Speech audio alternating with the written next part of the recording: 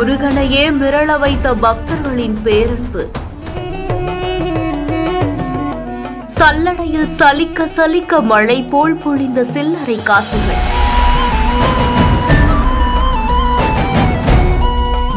என்ன குறையாத நோட்டுகளால் அசந்து போன பணியாளர்கள்.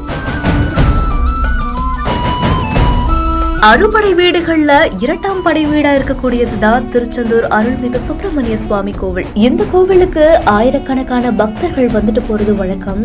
இந்த நிலையில தான் பக்தர்கள் அவங்களுடைய பக்தியை வெளிப்படுத்துற விதமா பலவிதமான காணிக்கைகளையும் செலுத்திட்டு போவாங்க.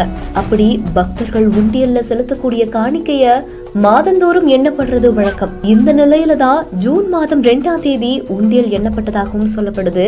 அண்ட் ஜூலை 7ஆம் தேதி கும்பாபிஷேகம் நடக்க இருக்கிறதால உண்டியல்ல இருக்கக்கூடிய காணிக்கைய எண்ணக்கூடிய பணிகளும் நடந்துட்டு இருக்கு. சோ இதுல வெறும் 18 நாட்கள்ல வைகாசி விசாக தற்காலிக உண்டியல்ல 3,26,146 ரூபாயும், நிரந்தர உண்டியல்ல 2,56,06,371 ரூபாயும், அதுல தங்கம் பாத்தீங்கன்னா 1,515 கிராமும், வெள்ளி 17,096 கிராமும் கிடைச்சிருக்கு. அண்ட் அது மட்டும் இல்லாம 883 வெளிநாட்டு ரூபாய் நோட்டுகளும் கிடைச்சதா கோவில் நிர்வாகம் தெரிவிச்சிருக்காங்க.